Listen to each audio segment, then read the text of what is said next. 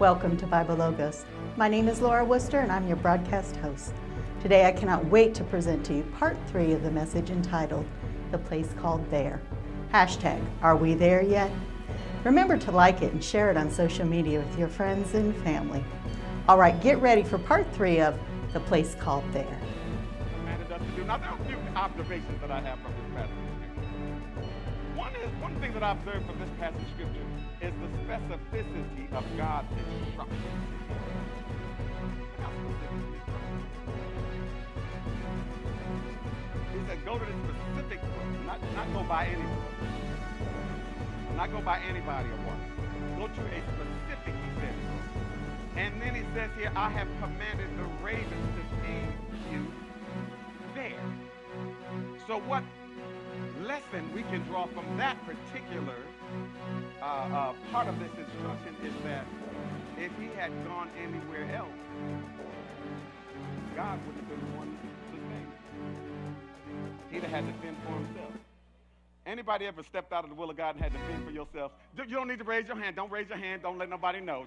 Just kind of keep it to yourself. But you ever had to fend for yourself? Some folk raising hands and feet. And you ever had to fend for yourself?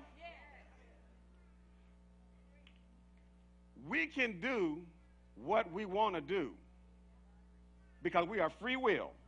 We are free will beings. God does not make us do anything. He instructs us, he shows us, and he leaves it to us at that point. Adam, on the day that you eat of the fruit of this tree, you shall surely die. Now, God could have put a fence around the tree. He could have put locks on the tree. She said he could have made it invisible. I don't know about that, but I guess God can do anything, huh? But there's so many things he could have done. But what he did was give an instruction. And that's what God does for us today. He gives us an instruction. Why does he just give us it? Why don't he put a lock around it? Because he's testing our obedience. He's testing our faith in him. He's testing whether we believe him or not. Whether we believe he's going to do what he said he's going to do. Look at somebody and tell them it's only a test. This is a test of the emergency broadcast system. This is just a test.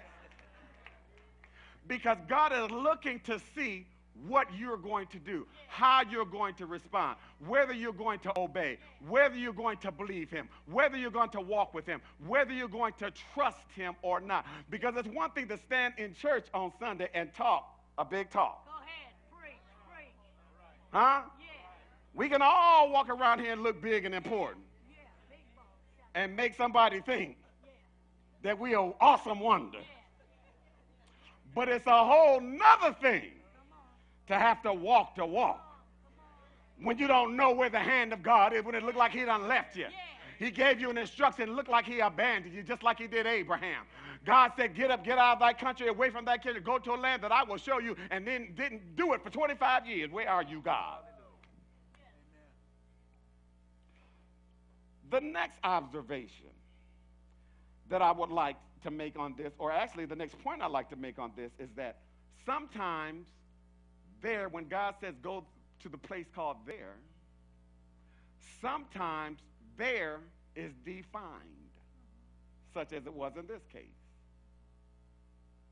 Sometimes there is defined, but sometimes there is not defined. In this case, go to the place, and he specifically told him where to go. In Abraham's case, he didn't tell him where to go. He just told him to go. He said, get away from him. Right? In Abraham's place, he told him where to get away from. In Elijah's case, he told him where to go. So sometimes there is defined, but other times there is not defined. Whether there is defined or whether there is not defined, when God tells us, we got to do it. See, some of us want to know the end. Some of us would have been good Elijahs, but horrible Abrahams. Some of us, as long as I know what to do, I'm willing. Right? Long as he laid him roadmap out for me, tell him how he gonna work this, I'm fine with then. That's some of us. And so if we got to know where, when we got to know how, and we got to know all those things, that's one thing. But sometimes God don't want to tell you where. Sometimes God doesn't want to tell you how. Sometimes God's not going to tell you when.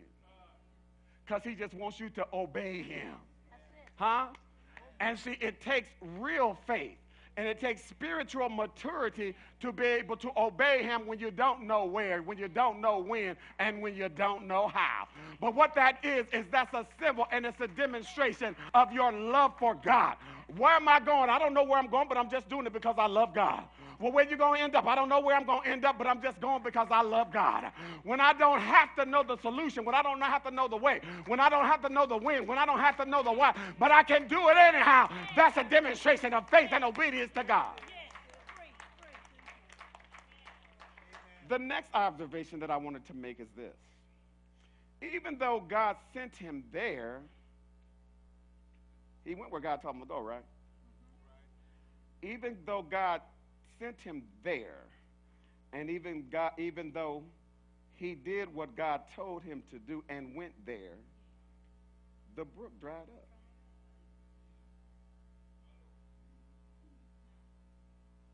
Now, most of us would get discouraged behind that.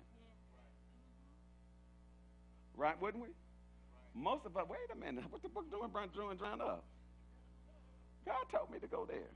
Brook ain't supposed to dry up where God told me to go. What's wrong with God, or what's wrong with me? Or we start questioning all kinds of things, right?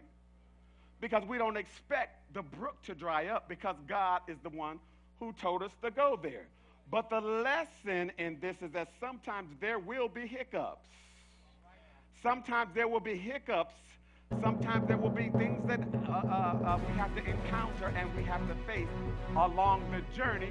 But that does not mean that God has abandoned you. That does not mean that God has left you. That does not mean that God is not with you. Do you remember Joseph? Anybody here know something about Joseph? God made some promises to Joseph, made some mighty promises to Joseph. Gave him all these dreams and all these visions, told him he's going to do all of this stuff. And Joseph is looking for God to do those very things that God had given him. And Joseph ended up sold into slavery. That's a hiccup. Welcome back. Isn't that a powerful word?